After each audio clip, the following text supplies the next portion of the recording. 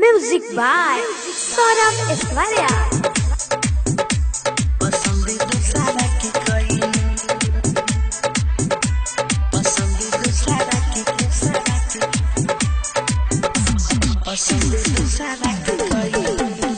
झूठो झूठो रानी की दिया तू खैलू, पसंद दूसरा के कैलू, पसंद दूसरा के कैलू।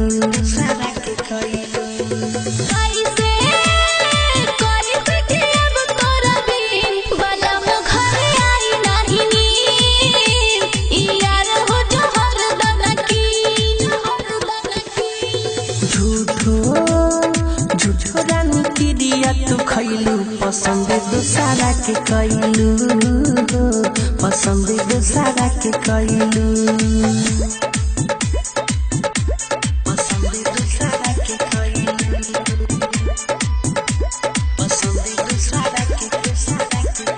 Saurabh digital recording studio Motihari.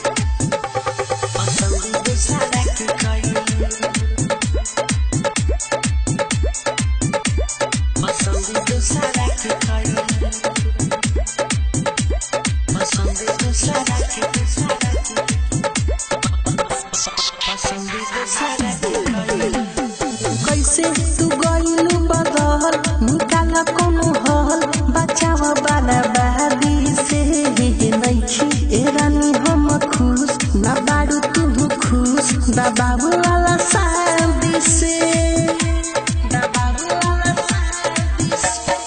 तू ही उपाय कौन करा, नहीं त मांग भरा, जे होई से देखली जाई।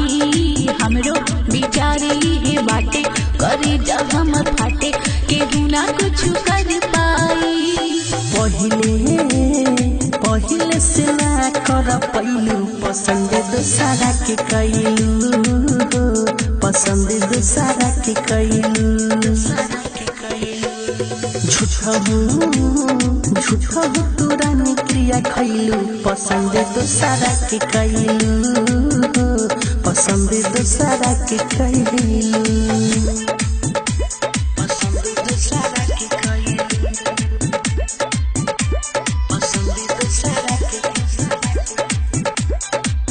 Saurabh digital recording studio Patna.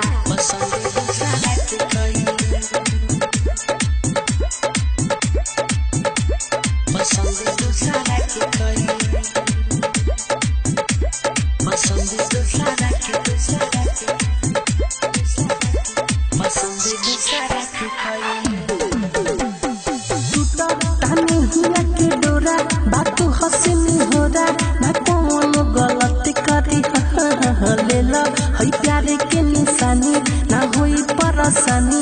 ई फोटो मोर देखते रही हा,